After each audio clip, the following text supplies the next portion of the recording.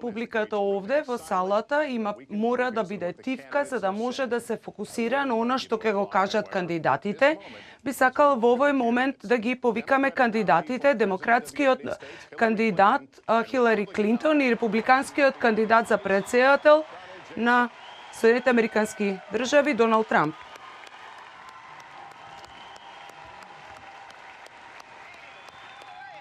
Ви благодарам, драго ми е што ве гледам.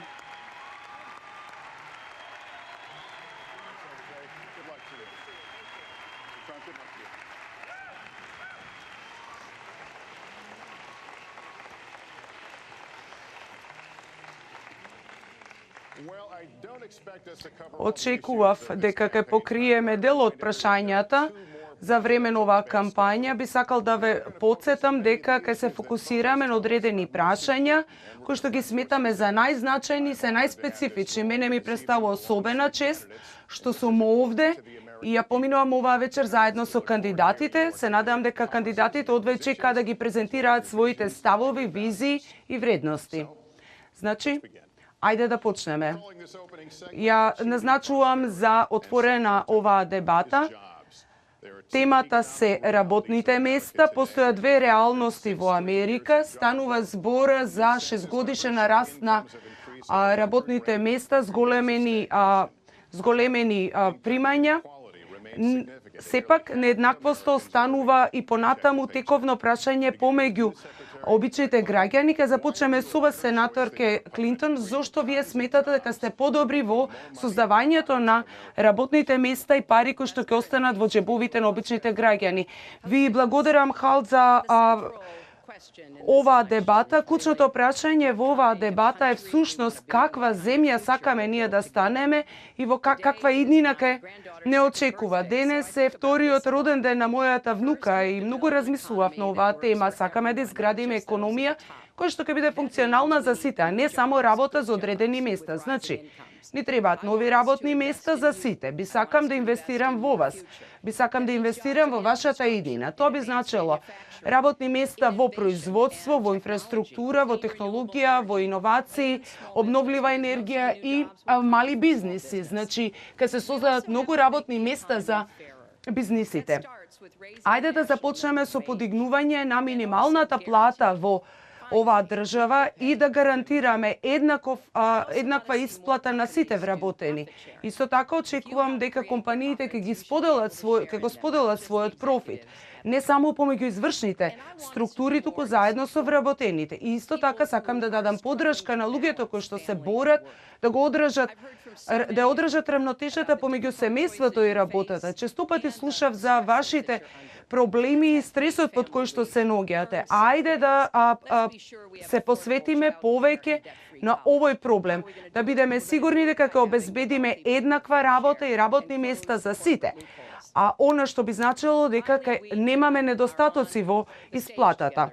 Повторно сме овде на оваа бина, Доналд Трамп и јас. Доналд, особена чест ми е што сум овде со вас. Ке разговараме на оваа дебата каде што ке зборуваме за значајните прашања со кои што нашата земја се соочува. Вие треба да одлучите кој ќе даде поддршка на амандманите за да се реализираат овие активности.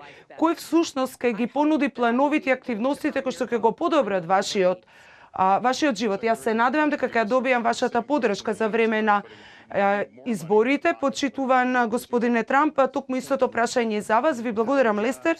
Нашите работни места всушност исчезнуваат од рацете на американците, тие одат во рацете на кинезите, на мексиканците, одат во други земји каде што се изработуваат производите и всушност никој нема во оваа влада кој што се спротивставува на тоа. Ние мораме да се спротивставиме, мора да биде добра борба, затоа што тие всушност ја користат нашата земја како една касичка во која што ги собираат парите. Значи ние ги губиме нашите работни места, кога ќе разгледаме што се случува во Мексико.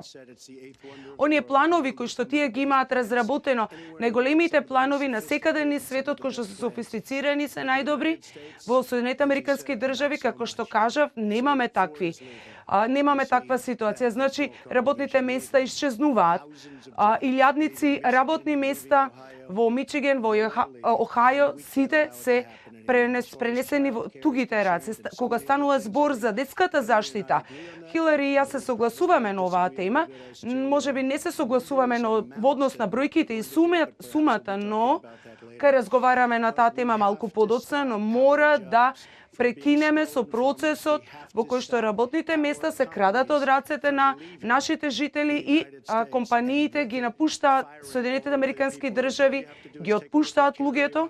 Ако ја погледнеме ситуацијата во Индианаполис, околу 400.000 работни места се во рацете на мексиканците. Стотици компании ги напуштаат Соединетите Американски држави. Ги намаливме даноците до 50% за компаниите кои што се мали и големи бизнеси. Токму тоа е нешто кое што ќе понуди создавање на работни места. Тоа би требало да биде една убав процес. Компаниите ќе се вратат, ќе изградат, ќе се прошират, ќе се отворат нови компании и одвај чекам да започнеме со тој процес. Мораме повторно да го започнеме да го обновиме процесот за преговори за трговија, за да можеме се ги вратиме нашите работни места. Почитувана секретарка, сметам дека трговијата е особено значајно прашање. Имаме 95% обнова. Потребни ни се разумни и фер договори. Исто така станува збор нешто што треба да обрнеме особено внимание, тоа е системот за даноци. Она што Доналд го спомена е да ја поттикнеме економијата повторно да се врати. Можеби токму ова ќе биде темата која што, односно полето со кој што се засегнати голем број на луѓе. Сметам дека ова не е начинот на кој што ние создаваме економијата. Ние имаме различни ставови, што е најдобро за нашата економија, како да направиме нови инвестиции, како да создадеме нови работни места. Имаме различни перспективи, различни ставови, го разбирам тоа. Доналд беше особено среќен во својот живот, започна со својот бизнес од $14 милиони кој што го наследи од својот татко. Сметам дека луѓето ќе им биде подобро доколку работат. Јас имам друго искуство. Мојот татко беше дел од малите бизниси, работеше сам со текстил, работеше на процесот на боење на свила и тоа беше еден особено долг процес. Сметам дека особено треба да инвестираме во средната класа, во вашето образование, во вашата иднина и сметам дека на тој начин ние ќе можеме да растеме. Тоа е економијата која што сакам јас да ја видам. Bring back millions of jobs for Americans. How are we going to bring back the industries that have left this country?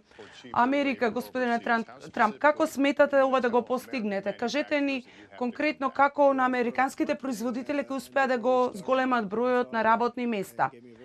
Значи, кога започнав, татко ми даде особена убава насока, не станува збор за билиони суми кои што ги добив, ова го кажувам затоа што луѓето така размислуваат. Јас сметам дека нашата земја е има особен проблем и сметам дека сите земји во светот, особено Кина, се најдобри во она што го работат. Она што ни го прават на нас е многу тажно. Сметам дека повторно треба да започнеме со преговори за договорите за трговија, за да се ги вратиме назад работните места. Како дадам примерот со Мексико, те имаат некој систем, односно има данок на додадена вредност. Значи, кога продаваат околу 16% од данокот оди, кога ни продаваат на нас, нема данок. Токму овој договор кој што го имаме со Мексико е особено проблематичен. Ние со години функционираме по овој принципи, а се уште немаме ништо од оваа продажба. Тоа е она што го спомена. Дали сте срекна госпоѓо Клинтон, токму ова за што зборувам. Како што кажа и сенаторката Клинтон, она што зборувавме, таа го прави ова токму 30 години. Зошто досега не ги подобрила договорите? Ние имаме дефектни договори.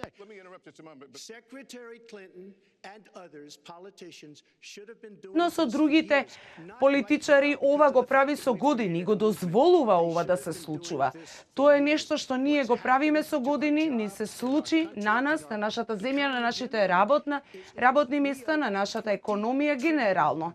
Имаме околу 20 трилиони долари, не можеме повеќе да издржиме. Господине Трамп, ве молам, конкретно кажете ми како вие ќе ги вратите работните места кај производителите во Америка. Прво, компаниите напуштаат. Она што треба да направиме е да ги вратиме назад. Има илјадници компании кои што напушти Америка. Вие би рекле, добро, во ред, сакаат да одат во Мексико, во ред, со среќаника вие. Но, доколку мислете дека еркондишните, колите и автомобилите или пак шпоритите по дома кај можеме сами да си ги поправиме, мислам дека грешите. Она што треба да обрнеме особено внимание е данокот. Имаме особен интерес. Тој интерес е компаниите да не ја напуштат Америка, затоа што токму тие ни го носат приходот.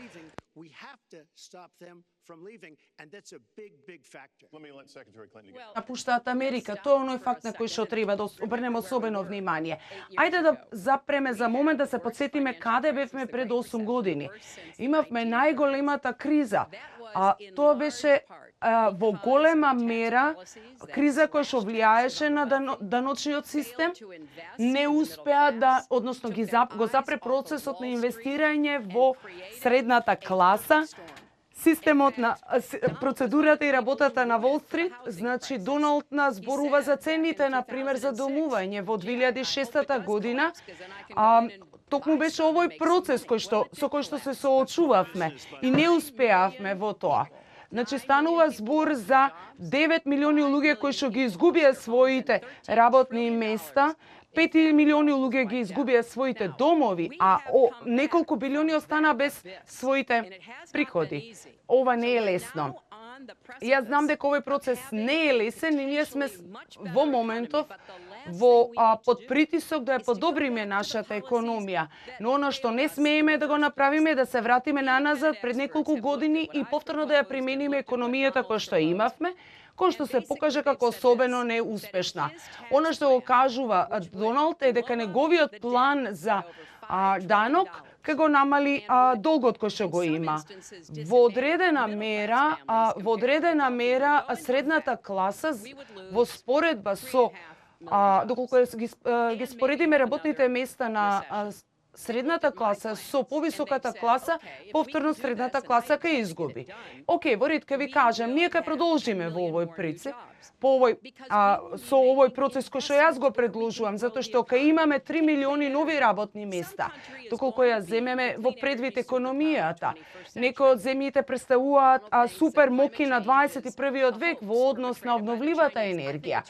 Доналд се повикува во неколку наврати на кинезите. Јас сметам дека тие сосема се во вистинска насока. Јас сметам дека треба да се прегрупираме и да ги примениме нашите планови кога станува збор за обновливите енергии. Тоа е всушност огромен број на нови работни места, нова економија. Јас би сакала да бидам многу специфична во однос на тоа што можеме и што треба да направиме. Јас сум одлучена нашата економија да се придвижи во последните неколку 8 години, одиме напред, не смееме да се вратиме назад. Инвестиравме во соларните компании, тоа е една несреќен случај, несреќна одлука. Јас сметам верувам во сите форми на енергија, сметам дека ќе се понудат нови работни места. Во овој случај нашата земја особено губи.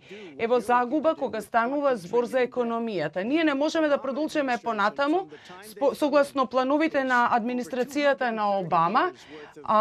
Станува збор за еден процес кој што практично се зголемува во последниве 8 години, се зголемува оваа бројка. Јас би сакала ова да ви го кажам. Ние мора да бидеме подобри во создавањето и одржувањето на работните места, а не да ги затвараме. Треба да им дадеме субвенции на компаниите да можат да отворат нови работни места. Погледнете го Мичиген или Охајо или сите овие земји, каде што голем број на работни места и компании се затворени и ја напуштаат САД.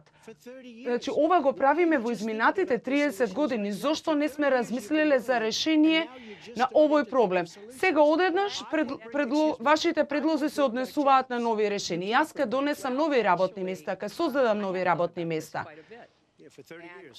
Особено размислував на оваа тема. Да, во изминатите 30 години, да, постојано размислував. Мислам дека мојот сопруг беше доста успешен за време на својот мандат во однос на создавањето на работните места, подобрување на приходите и приходи за сите. Во периодот од 90-тите, доколку ги погледнеме бројките, ова е факт. Додека бев во Сенатот, голем број на договори за трговија беа пред мене на моето биро. Дали со овие договори се создаваат работни места, дали ќе донесат нов приход и дали се добри за нашата национална безбедност. Тоа беа прашањата кои што постојано размислував. Иако станува збор за голем број на мултинационални компании, сепак одбив, не гласав за нив. Ги разгледував договорите онакви какви што се реално. Ајде да претпоставиме дека единствениот предизвик кој што го имаме е економијата. Сметам дека имам добро искуство кога станува збор за склучување на договори за подобрување на трговијата. Она што треба да направиме е да го подобриме извозот. 30% генерално во изминатиот период е подобрена. Само со Кина извозот е зголеме за 50%. Сметам дека е тоа што треба да продолжиме да го правиме. Ова не го направивте во изминатите 30 години, сметате дека сега ќе го направите? Да, јас...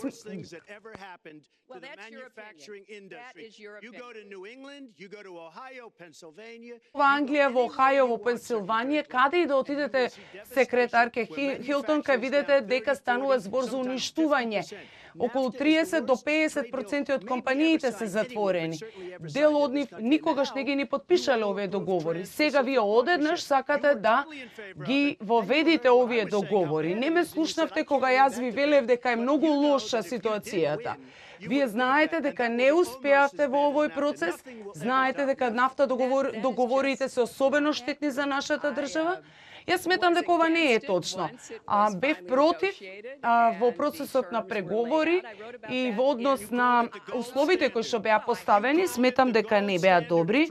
Вие зборувавте за златни стандарди во тој процес. Ме слушнавте што кажав и повторно бевте против мене. Доналд, сметам дека ова не е реалноста за која што вие зборувате. Сметам дека тоа беше добар договор, иако во процесот на преговори се сватив дека всушност тоа не е добар договор.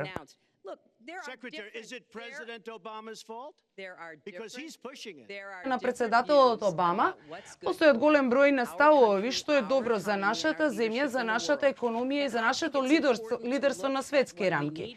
Сметаме дека треба да го разгледаме овој процес и да видиме во која насока се движи нашата економија. Станува збор за зголемување на вработување, не за даноци. Да, секретарке Клинтон, вие немате план. Не, напротив, имам план. Доколку погледнеме во книжарите, дури таму се наоѓаат нашите планови. Токму сметам дека треба да имаме одржлив и силен раст, да го разгледаме процесот на рамнотежа помеѓу семејството и работните места.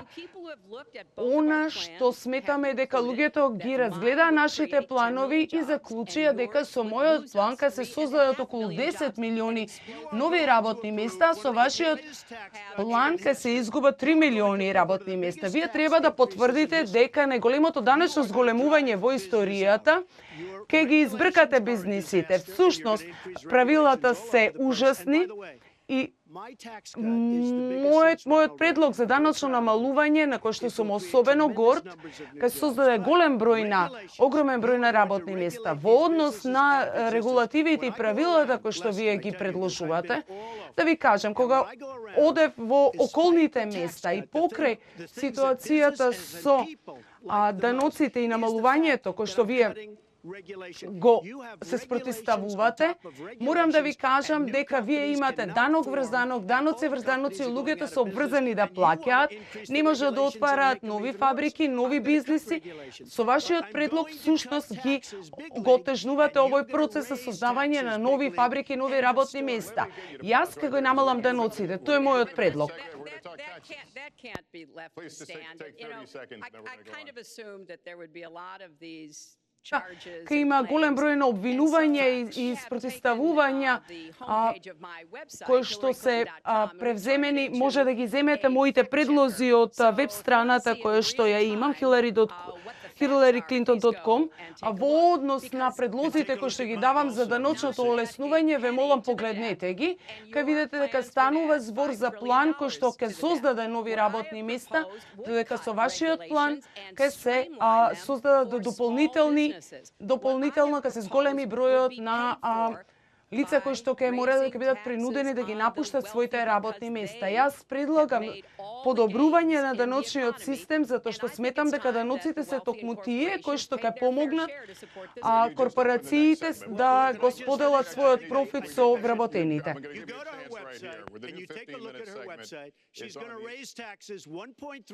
Сајт ќе видите дека ќе создаде дополнителни даноци. Значи, погледнете го, таа ви кажува, погледнете го мојот веб-сайт. Сметам дека публиката тоа во моментов не е заинтересирана. Следниот сегмент кој што ќе продолжи, на кој што ќе треба да... Вие му кажувате на непријателот, всушност, што планирате да правите, кој што ќе ја превземе, кој што би можел да ги следи вашите чекори. Токму и тоа е ситуацијата со ИСИС. Му кажувате како планирате да функционирате како претседател.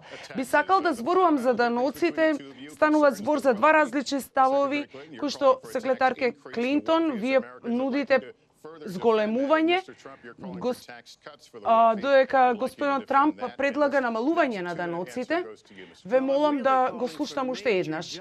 Значи, ние повикување на создавање на работни места со кои што компаниите ќе се прошират, ќе го прошират својот бизнис, истовремено доколку ги погледнеме овој процес, овој план кој што јас го предлагам би бил одличен план за средната класа, затоа што тие би добиле нови работни места, билиони и билиони долари кои што ќе бидат инвестирани во компаниите, а повеќе од трилиони ќе бидат вратени. Тоа би значило дека политичарите како секретарката Клинтон би требало да дозволат овие даноци да се вратат назад, а не да одат во рацете на бирократите. Она што тие всушност сега го прават, ја оставаат нашата компанија ја оставаат нашата држава затоа што компаниите имаат високи давачки кои што мора да ги платат. Сите се согласуваат дека со овој план нема да имаме напредок. Тие напуштаат нашата земја затоа што бирократските структури владеат со парите кои што всушност треба да се споделат. Сите седат на една маса и треба да докажат дека всушност овие пари и републиканците и демократите се согласуваат дека ова треба да се направи.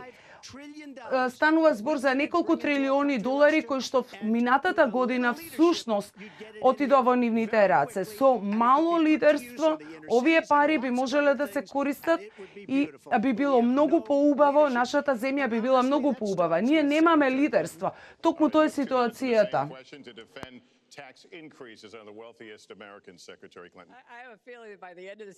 Изголемувањето на даноците, јас сметам дека она што некогаш е направено е токму ова. Да уживаме во оваа дебата, а доколку сакате да продолжиме понатаму, би сакала да ви кажам. Значи да се вратат парите назад во рацете на компаниите, ве молам. Let's start the clock again, Lester. Ајде од почеток да почнеме со одбројувањето на саатот.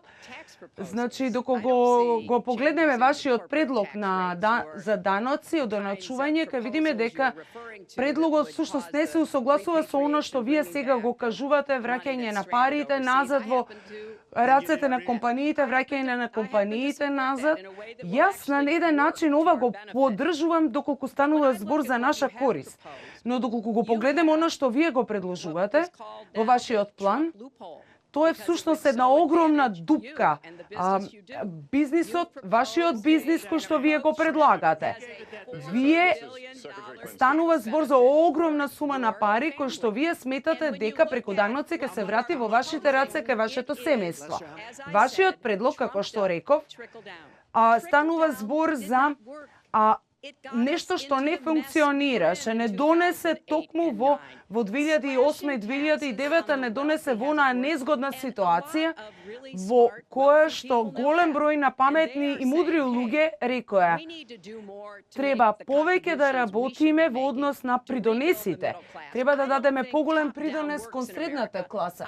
Сметам дека создавањето на средната класа, инвестициите во средната класа ќе понудат дополнително образование и повеќе образование за луѓето кои што сакаат да учат. Преку намалување на овие даноци ќе имат поголеми можности.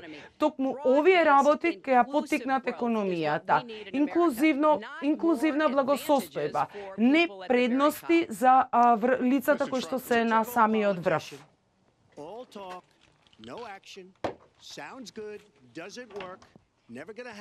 Тоа никогаш нема да се случи. Земјата страда затоа што луѓето како Клинтон направија толку многу лоши одлуки кога се опрашање нашите работни места.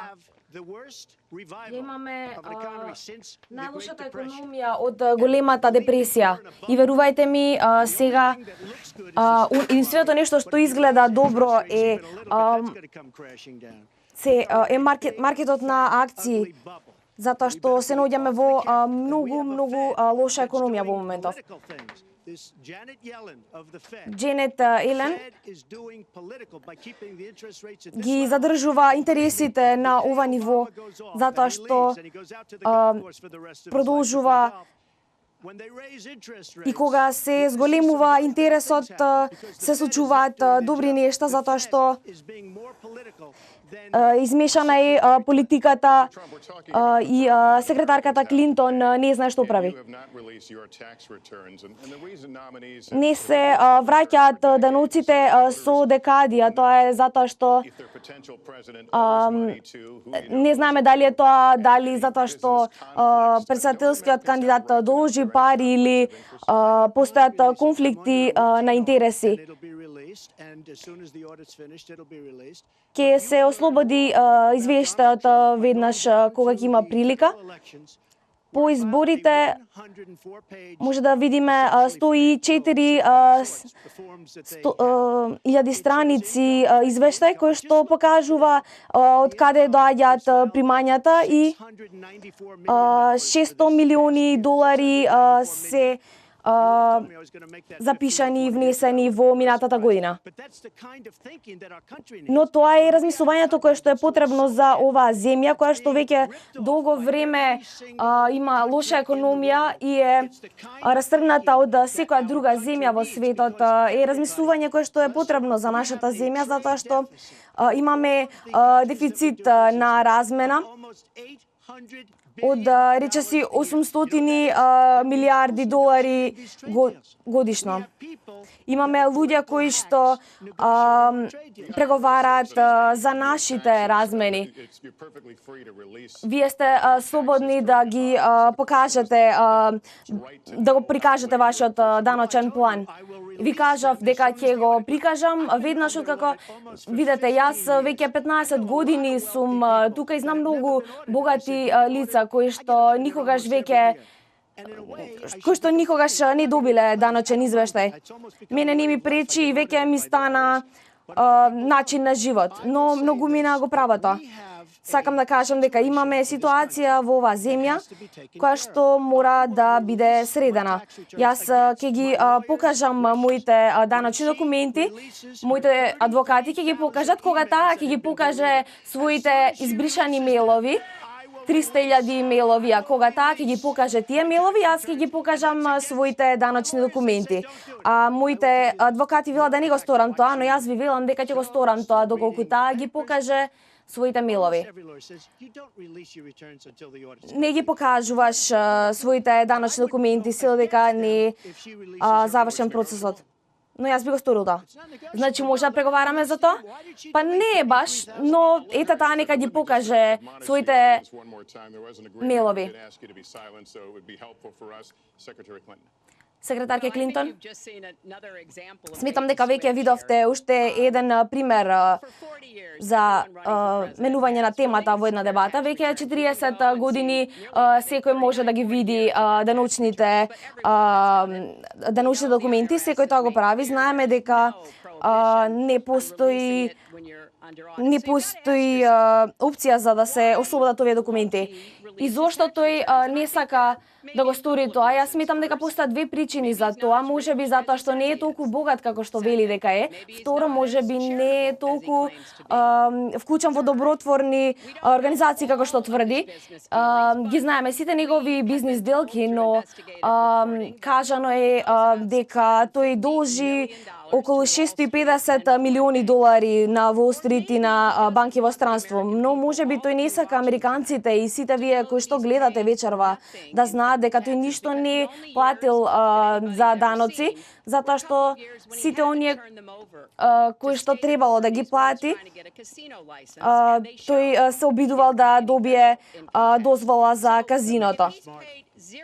Значи тој платил нула за се она што требало да плати за училиштата, за здравството. Јас сметам дека тој не е толку ентузијаст за остатокот од нашата земја, да ги види вистинските причини зошто не сака да ги покаже овие документи. Сигурно има нешто многу страшно што тој крие.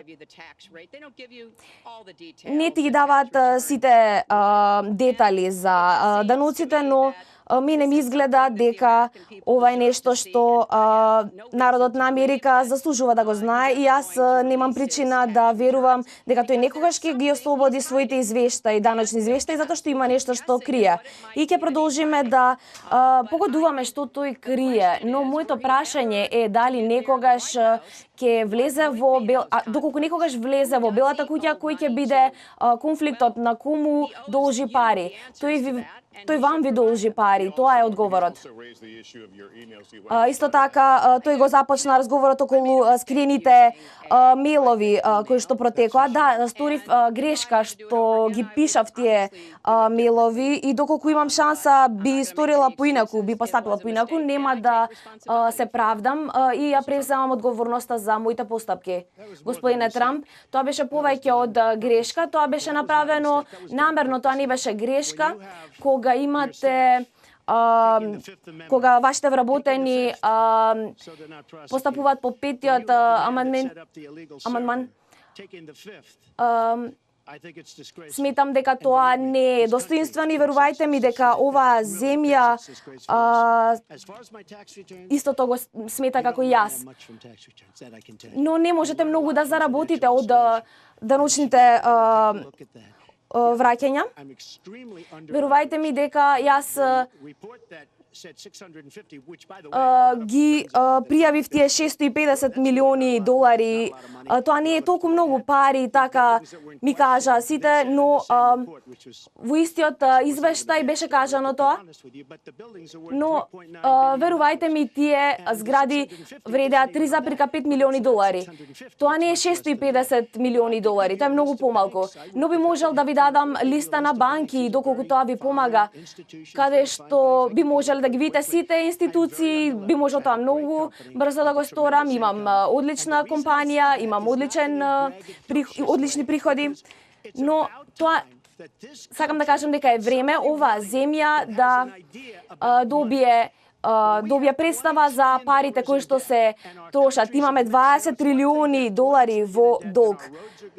Значи, нашите патишта се добри, мостовите се добри, се во одлична состојба, аеродромите се во одлична состојба, но одите, ете во Лагуардија, на сите аеродроми, доаѓате од Дубај, од Катар, ги гледате сите тие прекрасни аеродроми и ќе слетате тука, но ние веќе станавме земја од третиот свет, бидејќи сите напреднаа повеќе. Имаме 20 трилиони долари, но се уште немаме започнато.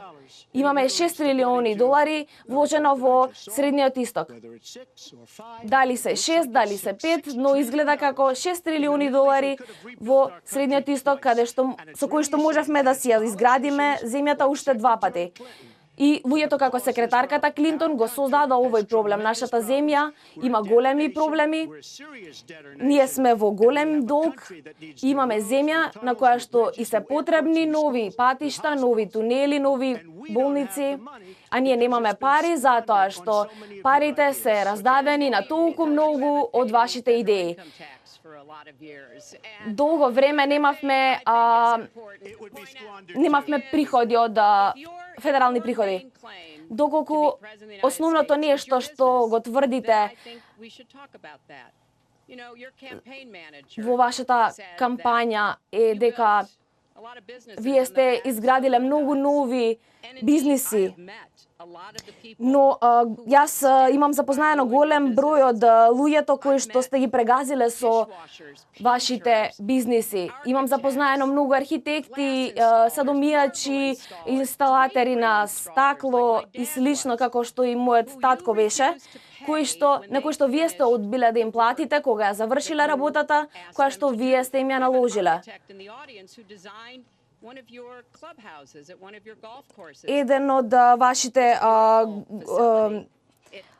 голф кортови беше дизајниран од едно лице во публиката и не беше тоа лице платено сумата која што му беше ветена.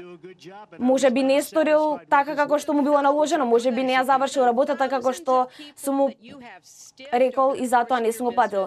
Но вие зарем не мислите дека тоа лице не заслужува некако вид на извинување од некој кој што го земал она што го понудиле, значи работеле за него и не биле платени. Мојот починат татко сигурно никогаш не би сакал да води бизнис со вас, никогаш не би работел за вас. Тој очекуваше да се одржи од двете страни договорот. Вие веќе 6 пати банкротиравте. Има многу добри бизнисмени кои што никогаш не банкротирале. Вие зборувате за данок, вие дури еднаш споменавте дека се обидувате да преговорите, да преговарате за националниот долг на Соединетите Американски држави. Понекогаш станува збори за недиректен пренос на вештините од владата. Она што особено е лошо е оваа процедура. Значи, сметам дека не сте во право. Знаете, ова се само зборови кои што звучат лошо. Создадов едни од најголемите компании и најголемите вредности во целиот свет кои што се надвор од Америка, во Европа, тоа се едни особено успешни компании. 4 пати користевме одредени закони кои што постојат, кои што се применливи. Секретарката Клинтон зборува за некои луѓе кои што не били исплатени. Ви велам, тие беа исплатени многу и притоа ги искористија законите во своите земји. Доколку не ви се допаѓа тоа, тогаш сметам дека треба да ги промените законите во овие земји. Станува збор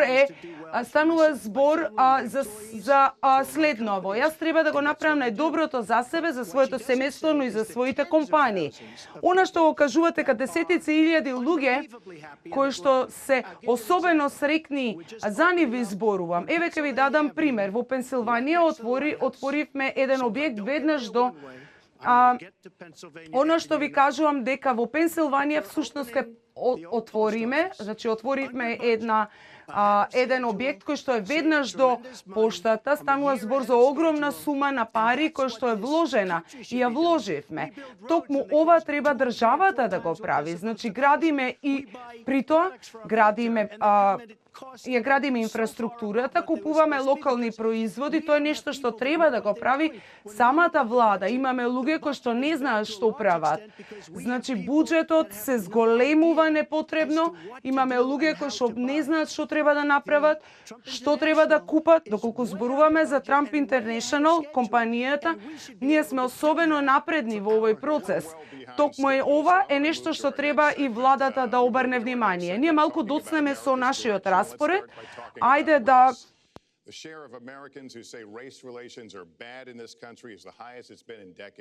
жители велат дека голем број на убиства се случуваат во нашата земја, неодамна во Шарлот и станува збор за проблем со кој што се соочуваме, тоа е расизмот. Значи, имаме големи проблеми и големи разлики кога станува збор за расизмот во нашата земја. Се согласувам со вас. Расизмот останува значаен предизвик за нашата земја. За жал, расизмот се уште е нешто што одлучува како луѓето ќе живеат, какво образование ќе добијат, во кои јавни училишта ќе одат и како ќе бидат третирани од страна на системот за правдата. Всушност се пример за ова. Истовремено треба да направиме неколку нешта. Ние треба да ја вратиме назад вербата помеѓу заедниците кои што живеат во нашата држава и полицијата и полициските структури. При тоа треба да потврдиме дека полицајците всушност имаат најдобрата обука, се добро подготвени да ја користат сила само кога е особено потребно. При тоа сите треба да бидат почитувани од страна на законот и сите жители треба да го почитуваат законот. Ова, за жал, во моментот не е ситуација со која што ние се соочуваме. Во мојата кампања споменав криминална правда, план за криминална правда, со кој што сметам дека ќе понудиме решение за дел од проблемите со кои што се соочуваме во нашиот правен систем. Исто така сметам дека предизвиците со кои што се соочуваат полицајците, исто така треба да ги имаме во предвид. При тоа, треба да имаме во предвид дека полицајците всушност се особено вредни луѓе кои што работат најдобро што можат. И при тоа треба да обрнеме особено внимание на епидемијата со пиштоли. Голем број на луѓе се уште во своите раце имаат пиштоли. Токму на ова треба да работиме. Две нешта треба да подобриме, да ја вратиме до вербата, да работиме со полицијата, заедниците да почитуваат полицијата, полициските структури, да ги почитуваат заедниците кои што живеат во нашата земја и истовремено да го намалиме бројот на оружје. Госпоѓата секретар во изминатиот период неколку години уназад зборуваше само за закон и закон. Она што морам да кажам е дека доколку немаме закон, нема да имаме ни држава. Шарлот, градот во кој што го сакам и во кој што имам инвестиции, можам да ги набројам голем број на луѓе кои што живеат таму, да, ни треба ред и закон во нашата земја. Денес дадов подршка на воведување на ново законодавство за полицијата. Добивме подршка скоро од сите полициски структури, голем број од нив ни дадоа подршка за овој процес. Имаме ситуација во која што имаме афроамериканци и хиспанци кои што живеат буквално во пеколни услови, затоа што живеат во многу опасни соседства. Може да излезат на улица и да бидат убиени. Во Чикаго имаме околу 1000 пукотници од 1 јануари. 1000 убиства. Каде е ова? На во која насока се движи нашата земја. Мораме да го запреме насилството, мораме да го вратиме редот и законот, токму во местата каде што илјадници луѓе, значи илјадници луѓе во последниве неколку години се убиени, конкретно во периодот на председателот Барак Обама, 4000 луѓе во Чикаго се убиени. Токму на ова треба да работиме, да го вратиме редот и законот. Во местата како Чикаго е многу особено, знаете, Џулијан живее таму, го намали насилството, го одзема оружјето од криминалните групи. Знаете, имаме банди кои што функционираат на улица. Најчесто тоа се илегални имигранти кои што имаат оружје во своите раце и ги убиваат луѓето. Мораме да бидеме особено будни и силни истовремено, да знаеме што правиме, каде е нашата полиција, која што во повеќето од случаи практично и се плаши да направи нешто. Ние мора да го заштитиме, да ги заштитиме нашите граѓани. Затоа што афроамериканците се оние кои што го зголемуваат бројот на насилство на улиците. Доколку го земеме Њујорк како пример, сметам дека не е единствен пример. Не грешите. Станува збор за Џорџ, за еден судија кој што беше особено против насилството и новиот градоначалник кој што одби да го имплементира, неговата пресуда. Имаме голем број на вакви случаи. Значи, мојот став е дека треба да ги одземеме пушките од рацете на овие луѓе. Тие немаат прави. Тоа се луѓе кои што се лоши, кои што се криминалци. Значи, во Чикаго имаме илјадници убиства. Имаме 4000 луѓе само во Чикаго кои што се убиени од почетокот на мандатот на председателот Обама. Ако го гледнеме Сан Франциско, значи потребно ни е повеќе полиција, поголем број на полицајци. Нема добра комуникација со заедниците, тоа е навистина трагично што се случува. Полицијата нема комуникација со заедниците. Не е само Чикаго, ако ги погледнеме и другите места. Јас се согласувам со секретарката Клинтон дека ни се потребни подобри односи и комуникација во одредени места. Но доколку го погледнеме Далас, каде што има прекрасни, одлична комуникација, која што е пример како треба да функционира, и повторно 5 полицајци беа убиени, особено на насилен начин. Тоа се многу лоши нешта кои што ни се случуваат во нашата заедница. Потребно ни е ред и законодавство за да можеме да го воведиме правото во градовите во кои што се особено засегнати од афроамериканците и хиспанците кои што се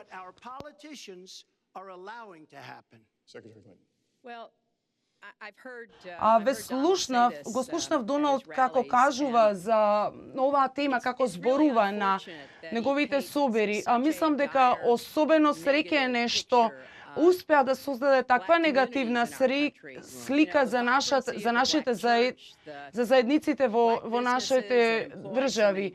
Многу луѓе не успеа да ја разберат. Голем број на луѓе и семејства цело свое време го трошат на создавање и растење на своето семејство, но треба, меѓу другото, да им понудиме и можност да бидат безбедни.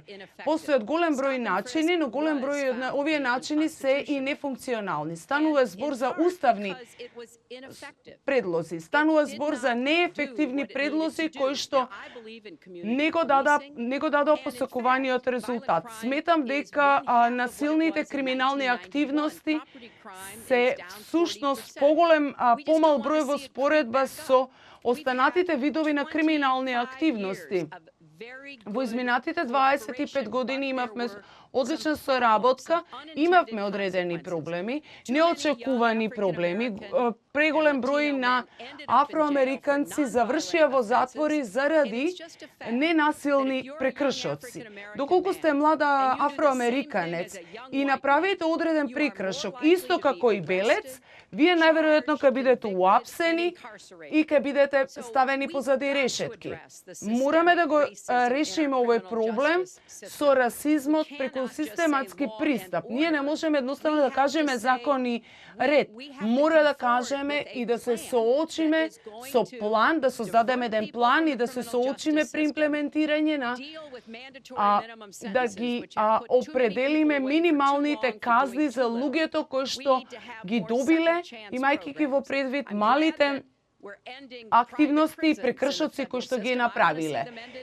Сакам да видам мандаторни, задолжителни казни кои што ќе бидат еднакви и исти за сите, за младите американци. Постојат одреден број на позитивни активности кои што треба да ги спроведиме. Јасно верувам дека заедничкиот разум и во однос на безбедноста и заштита од самото оружје е токму она што ние го нудиме како поддршка.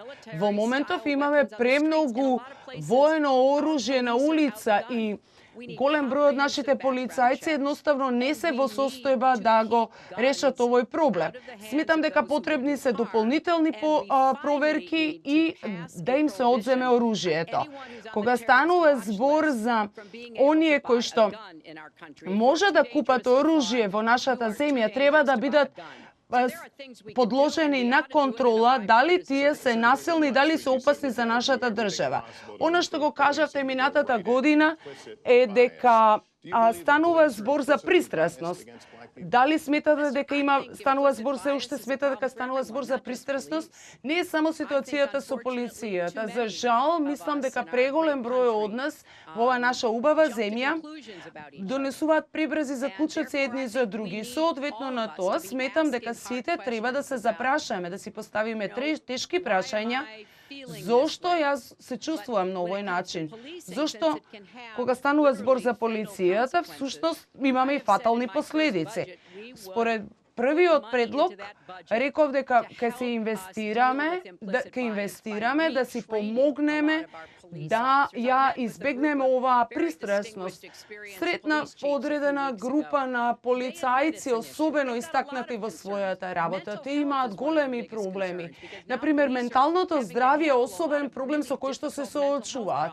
Полицајците се соочуваат со разноразни ситуации на улица и ним им е потребна поддршка, обука и заштита. Сметам дека федералната влада е токму таа која што треба да им понуди заштита.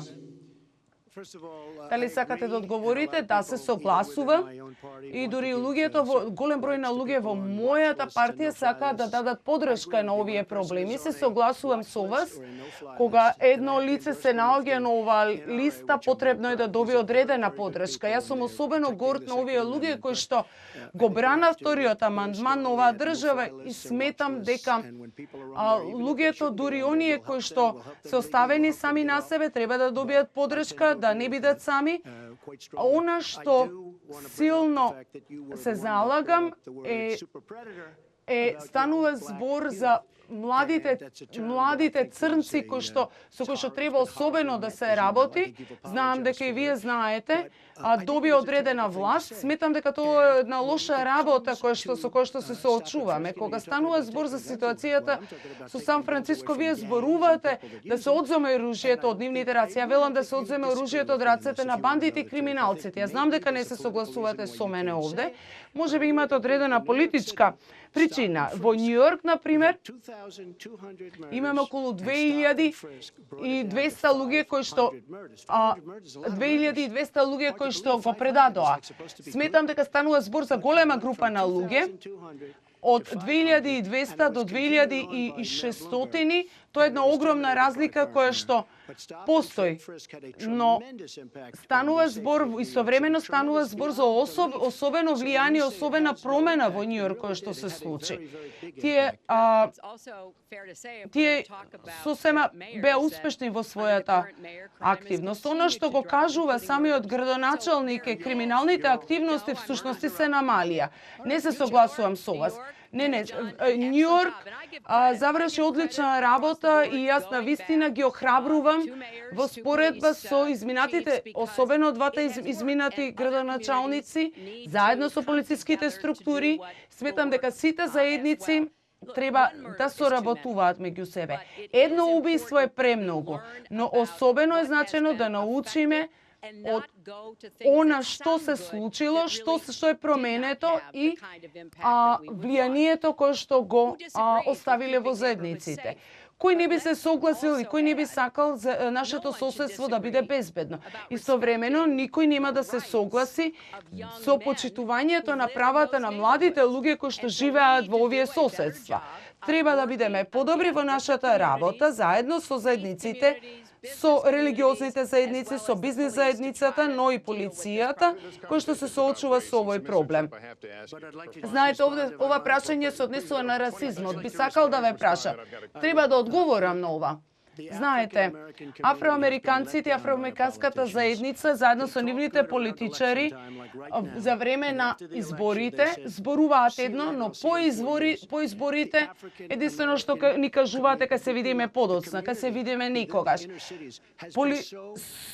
Заедниците во самите градови се особено злоупотребени од полицијата, од демократските политичари, затоа што сметам дека околу стотици години е овој процес кој што трае. Не е ова нешто ново. Знаете, вие ги гледате градовите. Јас ке ви кажам само што заминав, бе во Детройт и во Филаделфија, само што се вратив од таму. Вие одлучивте да останете дома, не ги посетивте, во ред, тоа е ваша одлука. Бев таму, се сретнав со одлични луѓе во овие заедници и тие се особено вознемирани со она што политичарите им ветиле дека ќе го направат и го направиле. Мислам дека Доналд сега ме критикуваше за ситуацијата и да, јас би кажала дека знаете зашто се подготвив? Се подготвувам да бидам претседател. Она што досега сум го направила, сега ќе бидам претседател. Ви благодарам. Она што го имавме ситуација пред неколку години е прв црн претседател кој што не беше роден во Америка и беше избран за претседател. Имавме проблем за докажување на неговото потекло. Кој е вашиот став на оваа тема? Сметам дека ова е многу едноставно. Сидни кој што работи на кампањата и особено близок пријател со секретарката Клинтон и незиниот менаџер на кампањата Пети Дойл, кој што за време на кампањата го изрази својот став против претседателот Обама и доколку ги погледниме извадоците од медиумите, од CNN, ка видиме дека тие јасно кажа дека ова се случи. Особено висока поддршка за за неговото кениско потекло. Не успеа во нудењето на разновидност. Јас ке ви кажам, јас ке успеам, ке ви го понудам мојот сертификат на раѓање и ке ви кажам дека сум роден овде. И јас сум против, и јас сум за борба против Исус. И јас сакам создавање на нови работни места. И јас сакам да ја подобрим економијата. Тоа се нештата на кои што јас би сакал да работам. Потврдата за раѓањето всушност беше прашање кое што се однесуваше на легитимноста на претседателот. Дали прашањето кое што е до вас е што е променето? На никој всушност не му е грижа дали тоа прашање ќе ми го поставите овде вечерва, но јас бев тој кој што го понудив мојот сертификат за раѓање, извод од матичната книга на родени. Секретарката Клинтон исто така не успеа во тоа, не ни го понуди. Знаете, сите велеа, да, тоа е точно, таа е родена овде. Треба само да се погледне CNN во последните неколку години интервјуата со вашиот поранешен менаџер на кампањата, како што не може да ги врати местата, новите работни места, таа не може ни да создаде нови работни места. А во овој сегмент би сакал... Не би рекол ништо, затоа што нема да се согласам, јас го понудив мојот доказ, таа не понуди ништо. Јас сметам дека понудив и развив добри врски во изминатите во изминатиот период со афроамериканските заедници. Тоа можам да го потврдам. Јас сметам и знам дека тие сака да продолжиме во оваа насока. Создадовме нови работни места, нова кампања и сметам дека ќе дадат свој придонес. Ако слушавте добро, она што го слушнавте, јасно е дека Доналд само што призна дека ќе остане на ова бина и ќе одговара на прашањата кои што ќе се однесуваат на расизмот и на потврдата за реагањето, но тоа е нешто што не смее да се изостави. Тој навистина започна својата политичка активност врз основа на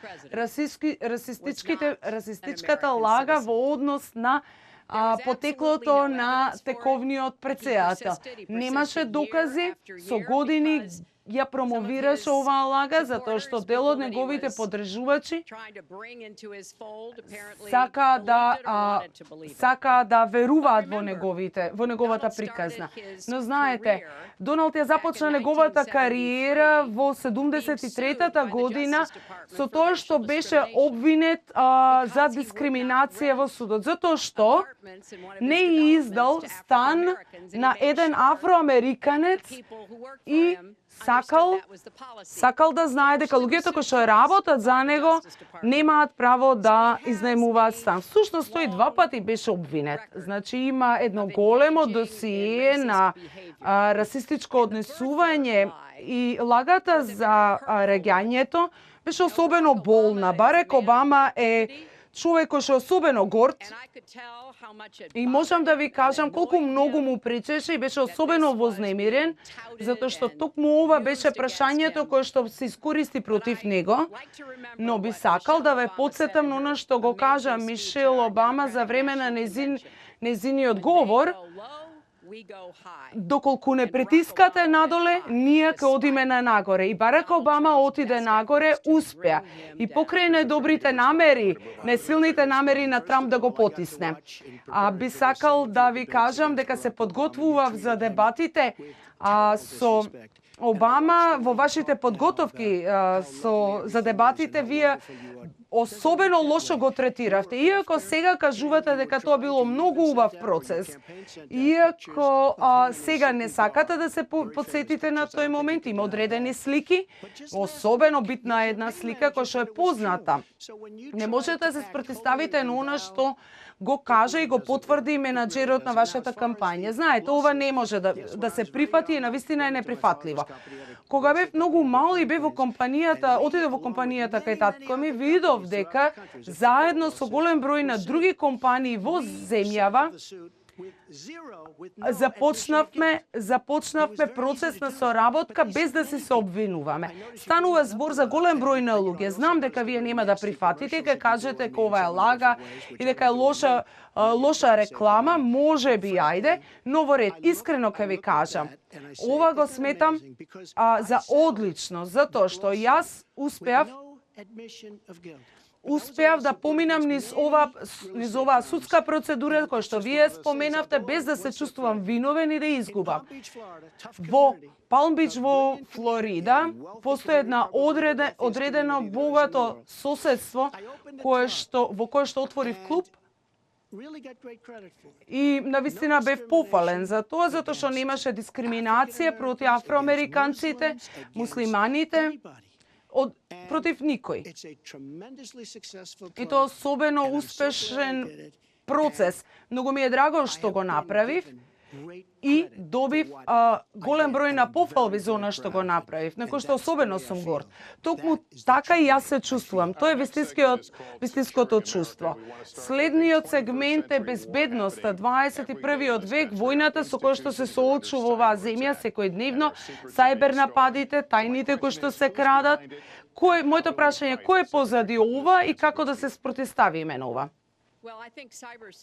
Мислам дека сајбербезбедноста и војната ќе биде една од големите предизвици со кои што ова председателство ќе се соочи, затоа што токму во овој момент се соочуваме со два напади.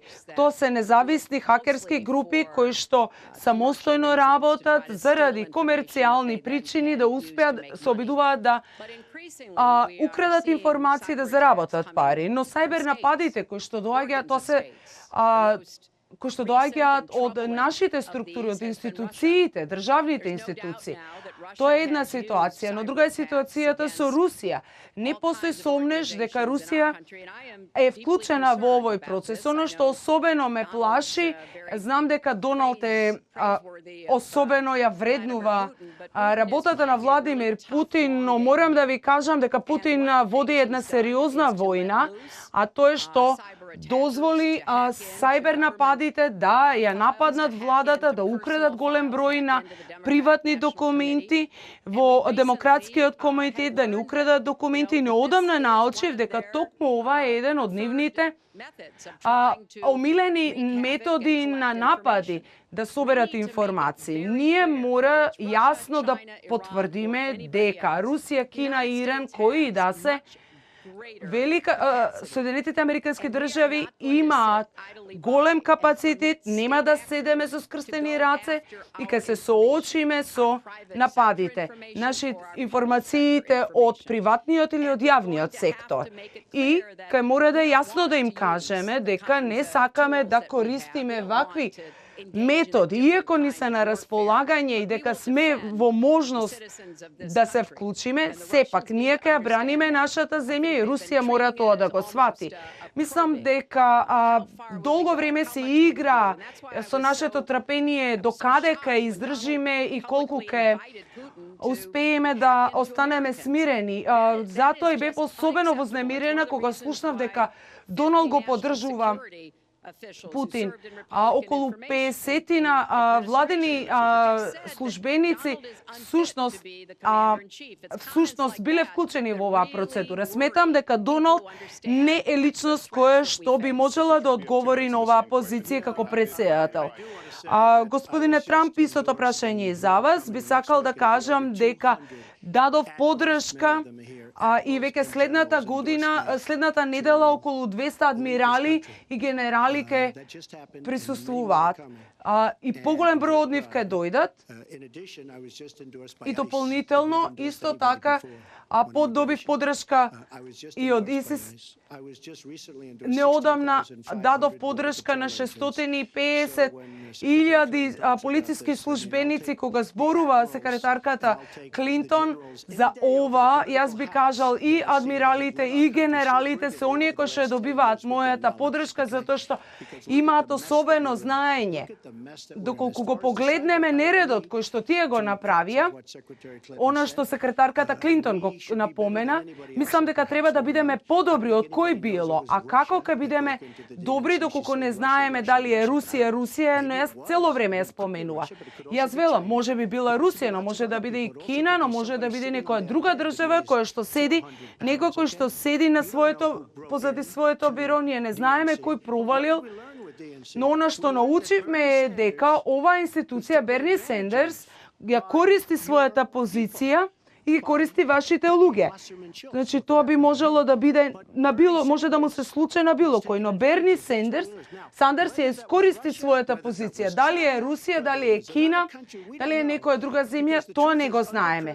Вистината е дека додека претседателот Обама беше на оваа позиција, на оваа позиција, ние ја изгубивме контролата над интернетот. И сметам дека Клинтон ка се согласи со мене дека оно што ИСИС го работи на интернет е всушност дел од нашата игра. Значи, ние мора да биде особено силни кога станува збор за сајбер војувањето и нападите. Знам дека е голем проблем. Имам син 10 години. Има компјутери. Тој е многу добар кога работи на компјутери. Безбедносниот аспект треба да биде особено висок и силен дури и да не ни овозможи некоја таква активност. Она што е вистината со сите владени ситуации е дека мора да бидеме подобри. Таква беше ситуацијата. Станува збор за поголем број на луѓе, поголем број на проблеми кои што треба да се решат и поголем број на луѓе кои што треба да се вклучат во овој процес во одбраната од ИСИС. Мислам дека треба да вложиме повеќе во нашите технолошки компании кои што ќе ни помогнат да се спротивставиме на ИСИС и на оперативците кои што работат на ова поле, луѓе во нашата земја, но исто така треба и да ја засилиме нашиот удар кон евентуалната подршка на курдските партнери кои што би можеле реално да се спротивстават на ИСИС во Ирак и на одредени други места. Ние воено напредуваме преку помошта во Ирак и сметам дека во период од година дена ќе бидеме во можност да ги притиснеме ИСИС и да ги приклештиме во Сирија. Но при тоа треба да бидеме свесни дека станува збор за странски платеници кои што доброволно вложуваат пари, користат странско оружје и ова треба да биде наш број еден приоритет.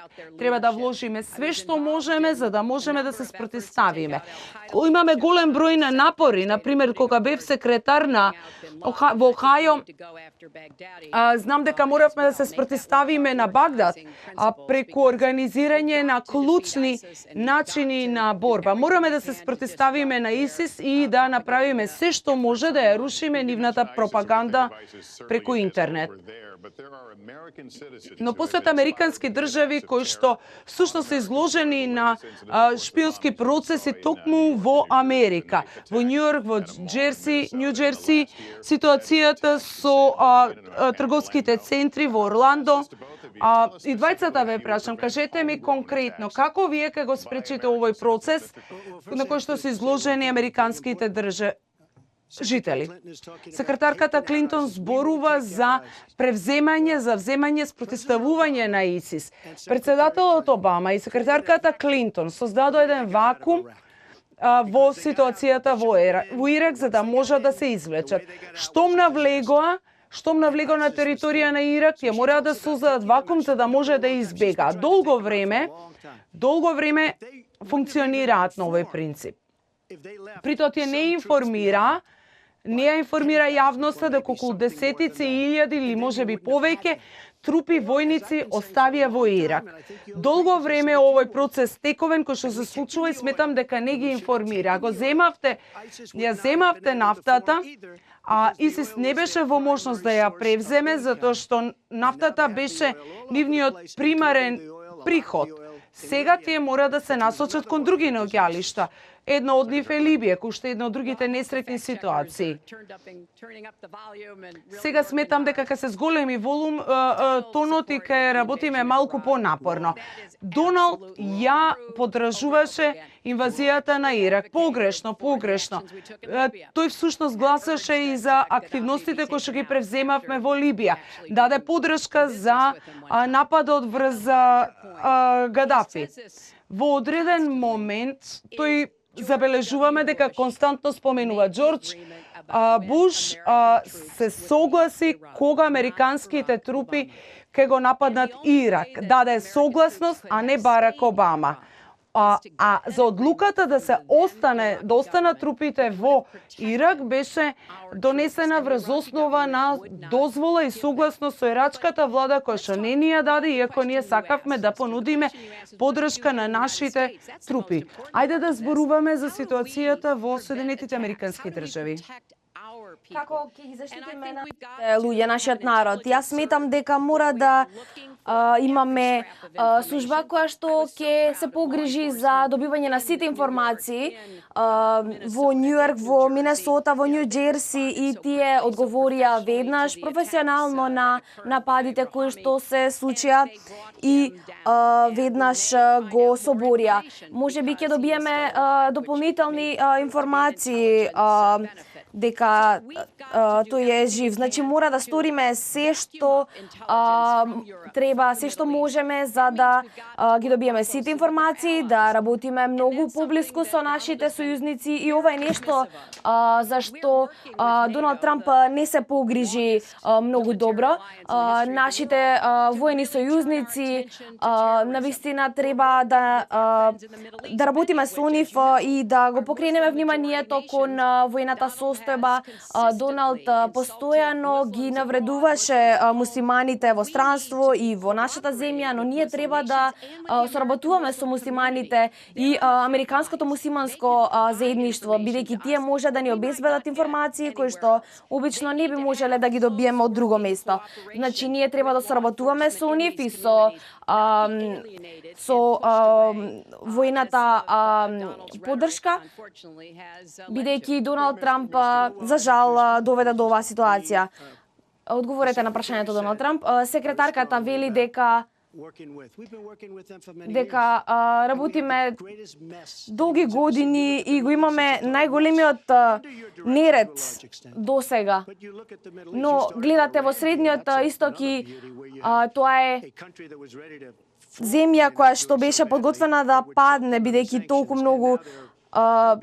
толку беше голем нередот, но сега наскоро ќе станат голема сила на овој начин како што тргнале. Но јас ќе ви покажам што мислите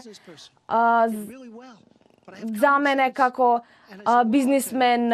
Предходно беше поинаку, но сега веќе се созедов, бидејќи има две нешта за кои што размислував, дека има доста многу земји кои што не го плаќаат својот дел и не плаќаат она што треба да го платат според договорот. И број 2, велам дека НАТО и за ова навистина многу цврсто верувам,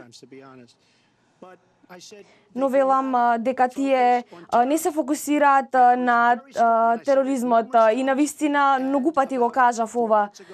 И пред 4 месеци го прочитав дека НАТО отварат голем оддел за тероризам и мислам дека тоа е одлично и сметам дека речиси 73% од трошоците на НАТО ги плаќаме ние. Тоа се многу пари, но јас сум за НАТО, но тие мора да се фокусираат на тероризмот исто така и тие тоа ќе го сторат. И тоа е голем удел за тоа има заради мојот критицизам за тоа што ги критикував НАТО. Мора да се потрудиме и да ги собориме ИСИ за тоа што кога се формира во овој вакуум создаден од Барак Обама и од секретарката Клинтон, верувајте ми, вие всушност го создадовте ова и го создадовте тој вакуум во кој што се развија. Кога тие се формира, ова е нешто што никогаш не требаше да се случи. Вие зборувате за соборување на ИСИС, но кога бевте секретарка на државата, преку 30 земји беа таму, сега вие мислите дека ќе успеете самите? Не, јас не мислам дека тоа возможно. Војната во Ирак пред инвазијата, што мислите? Не, јас не ја поддржувам војната во Ирак, тоа е нешто наметнато од медиумите, глупости кои што се наметнати од токму неа, затоа што и од незината кампања. Јас бев против таа војна. Почекајте, јас бев против војната во Ирак. Само сакам да кажам. Но според извештаите покажуваат поинаку. Не. Кога имав интервју со Хауард Стерн, реков дека кој знае, тогаш имав интервју во кое што се говореше за економијата, дека е таа поважна, потоа имав повеќе диалози со Шон Кенеди, кој што рече дека ти си целосно против војната, а сите се согласија. Тоа беше пред да започне војната и тој цврсто рече пред мене и пред другите. Меѓутоа никој не сакаше да се јави, да го праша, но тој беше за војната и затоа сите поврзаа дека токму и јас го имам истиот став.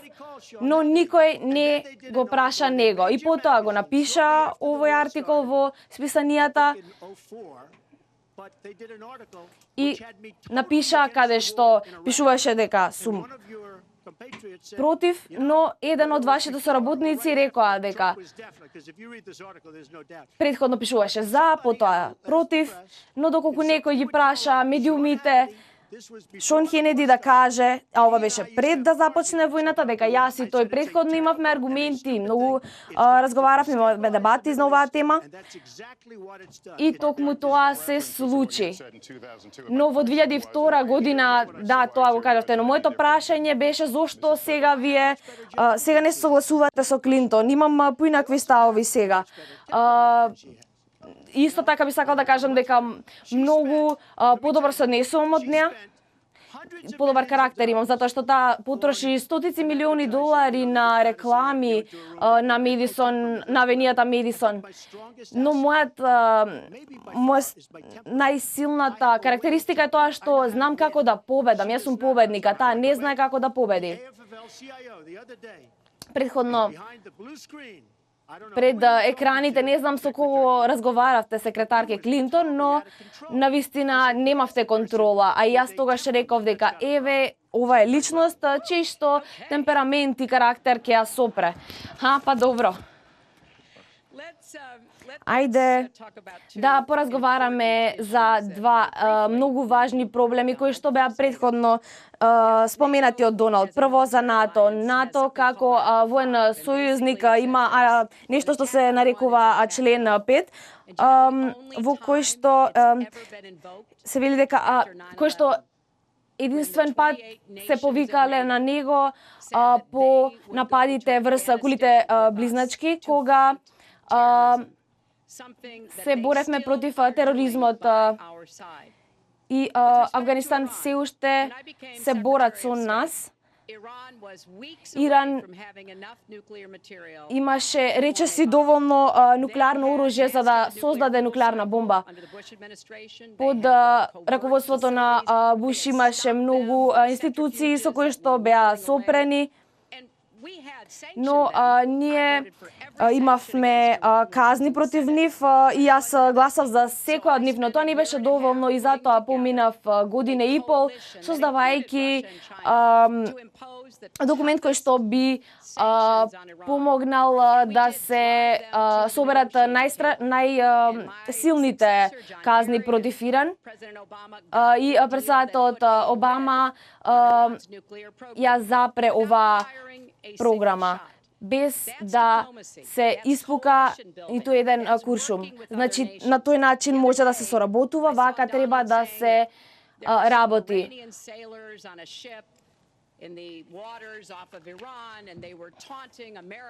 Голем број на бродови кои што се наоѓаа во близина на иранските води, рекоа ајде да ги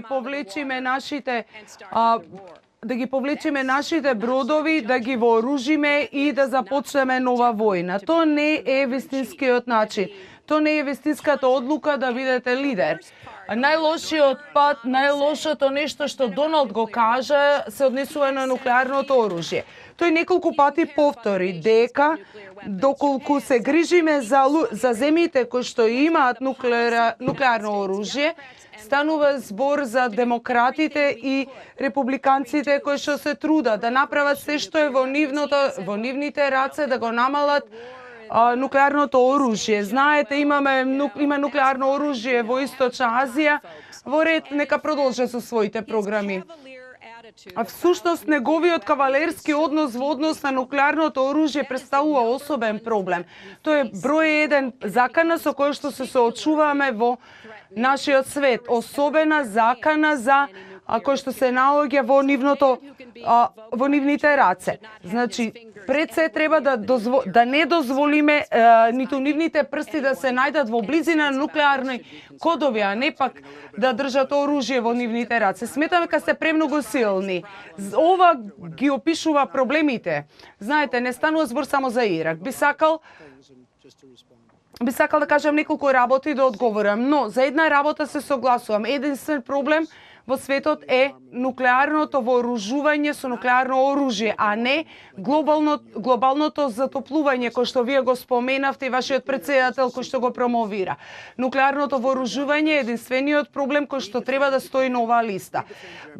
Се спротивставивме на Германија, на Јапонија, на Кореја, тие не ни платија. Ние им помогнавме во овој процес, но тие не ни помогнаа на нас. Не ни платија за услугата која што чинеше огромна сума на пари. Токму ради тоа и ние губиме све. Губиме голем број на финансии кои што ги вложивме. Ова е дел кој што ние го вложуваме во нивна одбрана. Ние не можеме постојано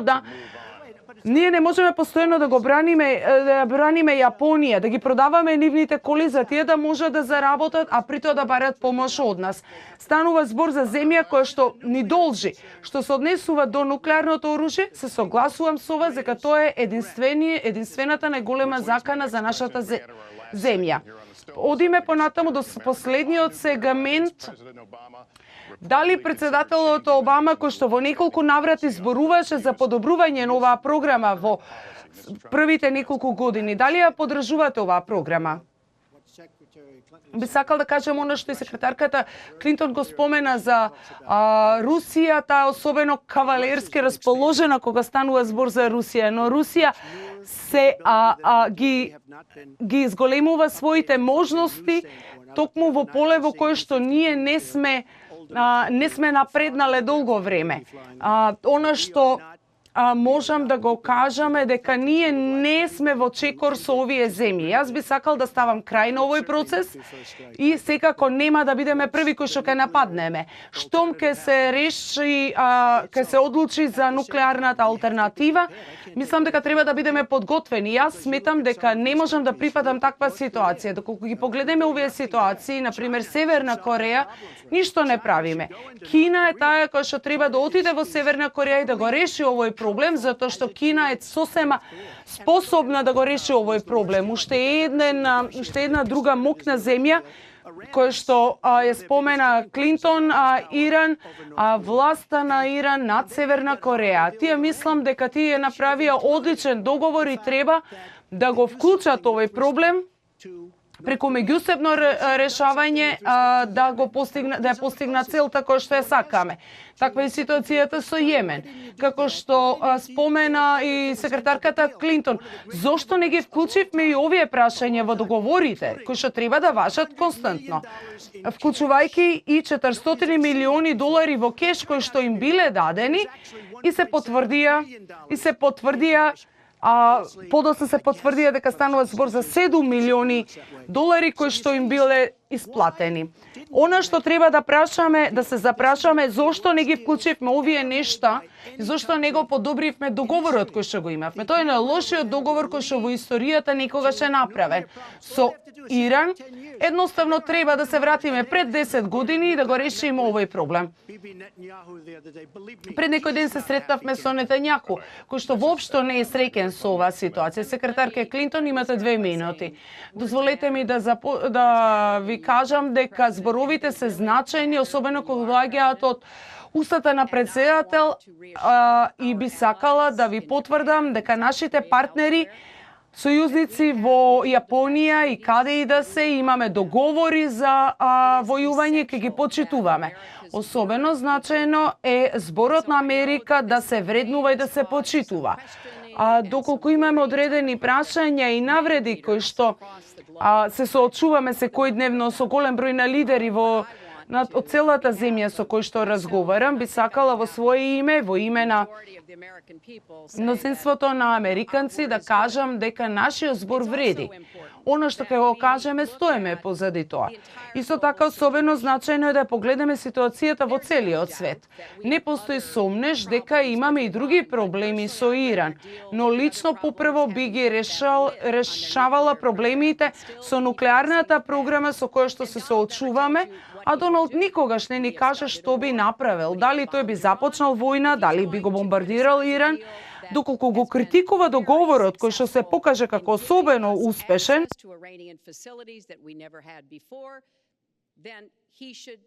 Иран, тогаш сметам дека време е тој да ни каже која е неговата алтернатива. Да се бори против ИСИС. Тој вели дека има некој таен план, толку е таен, не знаеме, можеби воопшто нема план. Сметам дека треба да бидеме попрецизни кога зборуваме со луѓето наоколу, да ги следиме председателските кампањи, да ги разбереме што сакаат и што ние би можеле да направиме за нив. Дали тие може да се потпрат на нас, да го зајакнеме овој свет со нашите вредности. Тоа е она што јас планирам да го направам. Планирам да бидам лидер на нашата земја, на кој што луѓето во своите домови ке може да се потпрат, но и луѓето низ целиот свет ке веруваат дека ке промовираме мир и просперитет, но исто така дека ке застанеме против оние кои што ке се спротистават на тој процес, да го дестабилизираат светот, да се мешаат во американските интереси и безбедност, ниту пак да ги искористат можностите.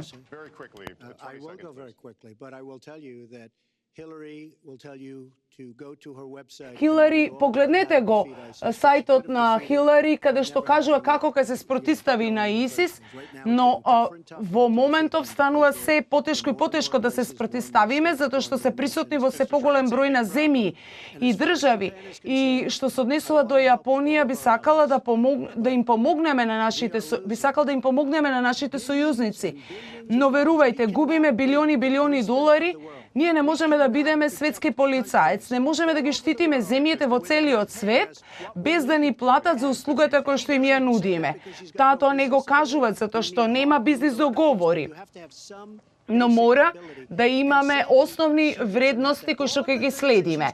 Сето она за што таа зборува може да се види во изминатите 10 години, кога таа беше на позиција.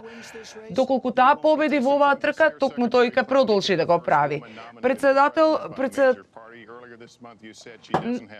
Рековте дека нема право и нема председателски изглед. Пред вас стои госпоѓата Хилари, која што е председателски кандидат. Таа нема стамината да биде председател и верувам дека го нема ниту изгледот. За да бидиш председател на оваа земја потребни се повеќе вештини. Ме прашавте, дозволете ми да одговорам.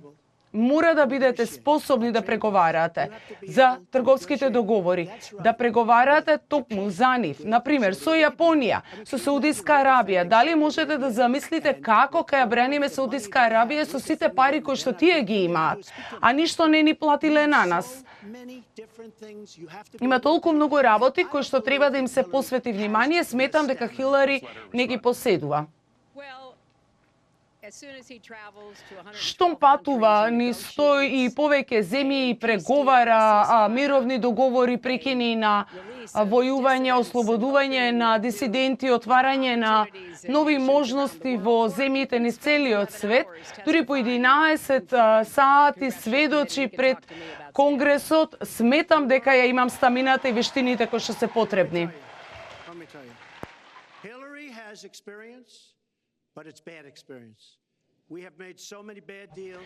Склучил толку лоши договори во изминатиот период. Да, велам дека, потврдувам дека има искуство, но тоа е многу лошо. Дали е тоа Иран во кој што сте заљубени, на кој што им дадовте 100 и кусур билиони долари? Дали е договорот со Иран? Дали со... Кажете ми кој добар договор вие сте го склучиле. Имате искуство, но тоа е лошо искуство. Оваа земја не може да си дозволи уште 4 години лошо искуство. Едно нешто е што пренасочува говорот од изгледот кон стамина, кон вештина. Ово е човекот кој што ги нарекуваше жените со погредни имиња и велеше дека бременоста не е соодветна за работодавецот и дека жените не се добри во својата работа и со колку и мажите. Токму овој човек е оној кој што зборуваше за жените кои што учествуваат во надпреварите за убавина и една од нив ја нарече и госпоѓа Прасе, затоа што имаше латинско потекло. Тоа беше, незиното име е Латиша Начато и таа е жител на Соединетите Американски држави. Треба да знаете кај таа ке гласа на овие избори. Господин Трамп, имате 10 секунди да одговорите. Имаме голем број на реклами во кои што Хилари вели дека кажува јасни и цврсти силни пораки испраќа, но она што треба да знаете дека никој не обрнува внимание на овие нешта, имајќи го лошото искуство. Сметам дека ова е особено груб пристап за Хилари, за семејството и честопати си велам себе си, ја знам дека ова не можем да го прифата. Ова е неприфатливо и не е убаво, но таа потроши стотици милиони долари на негативни кампањи и реклами против мене кои што се особено неточни и пренесува погрешни информации. Би ви рекол дека тоа не е убаво и не го заслужувам, но секако не е убаво нешто кој што таа го направи. Стотици милиони долари со кои што ги глорифицира нештата кои што не се вистините. За процесот во кој што и двајцата учествуваме. Еден од вас нема да ги добие овие избори, но последното прашање оваа вечер ја поддржувам демократијата и понекогаш добивате, некогаш губите, но секако јас ќе го поддржам резултатот од овие избори. Знам дека Доналд доста се труди да воведе сомнежи во овој процес, но овие избори се токму за вас, граѓаните, не е за нас, туку за вас и вашите семејства, каква иднина вие сакате. Јас се надевам дека вие ќе излезете и ќе гласате за вашата иднина, затоа што иднината зависи од вас. Брзо вашиот одговор, каков ќе биде резултатот од излезноста на овие избори. Сакам Америка повторно да стане голема земја, да се решат проблемите на луѓето. Неодамна депортиравме 800 луѓе, можеби тоа се погрешни, направиле погрешни нешта, корупција или криминални активности. Но доколку луѓето кои што сме ги депортирале и не успеале да станат граѓани, сега веќе зборуваме за една поголема бројка. 800 луѓе е мала бројка. Кај направам Америка повторно голема и мокна, знам дека Хилари нема да успее во тоа, но доколку добие, ќе поддржам. Ќе ја завршиме дебатата ова вечер. Она што го очекувавме од следната го очекуваме во следната председателска кампања која што е во Сен Луис, во Универзитетот во Невада, би сакала да ве потсетам дека подпредседателската кампања е закажана за 4 октомври во Вирџинија. Ви благодарам Хилари и Трамп, но и на Универзитетот Хопстер кој што не пречека вечера. Ви благодарам на сите. Пријатна вечер.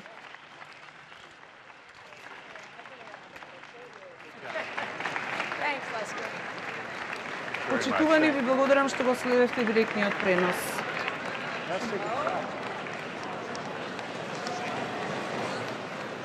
Go Donald! We love